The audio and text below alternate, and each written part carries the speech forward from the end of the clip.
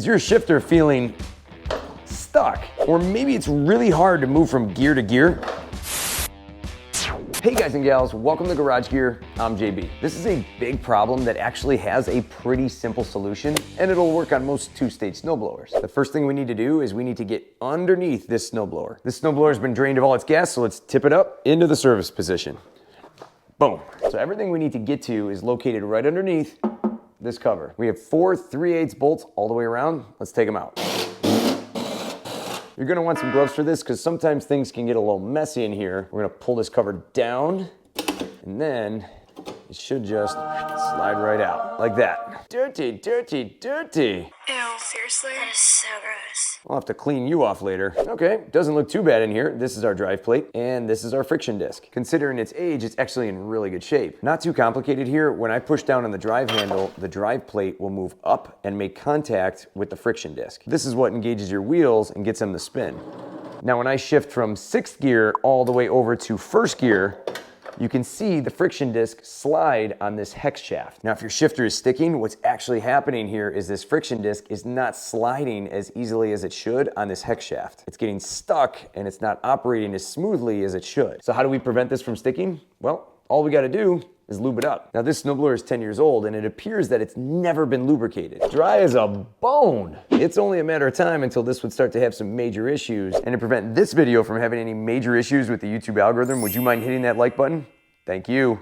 I'm gonna take some paper towels here and I'm gonna cover up this drive plate, just like that. This is gonna prevent any lubricants from getting on it. You want the drive plate underneath to stay dry and clean. If you were to accidentally get something on this drive plate, you could use something like brake cleaner to clean it off. Now to lubricate this hex shaft, you actually have a few options here. You can use white lithium grease. I've used marine grease with great success, but my top pick here is going to be my good old friend, red and tacky grease. Well, I only use white lithium grease. That's fine. Look, I'm just trying to show you another option here, and this grease, in my experience, has never steered me wrong. It does a great job staying put, and when the hex shaft is spinning, you don't want something that's going to fling off and potentially land on your drive plate. I used it before on many snowblowers in this situation, and I'll have it linked down below in the description. From here, I'm gonna take the shifter and move it all the way over to gear 6. Okay, I have said this many, many times here on the channel, thin wins, thick sticks, and it couldn't be more important in this case. Just a little bit of this red and tacky grease goes a long way, and you'll definitely want some gloves on for this. Something like that should do. We're gonna rub it on the shaft, and we're just gonna spin the shaft as we apply it. Boom, boom, boom, boom. Just like that, moving it side to side, applying a nice thin coat. Perfect. You can see as I zoom in here, the coated and uncoated sides. I'm gonna take just a little bit more on my finger, and we're gonna get it just a little bit closer to the friction disc. Still rotating the wheels to get a good, even application across the hex shaft. Just like that. Perfect. That is awesome. Nice and evenly coated. Now what I'm going to do from here is come back to my shifter and move it all the way over to reverse 2.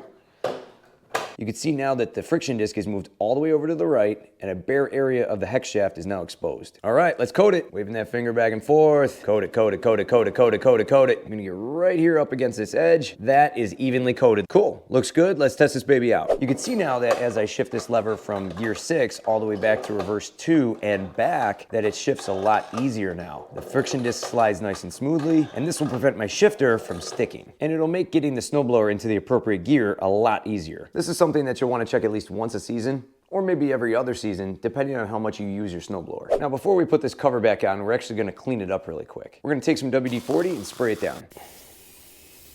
Give it a quick wipe. Look at that.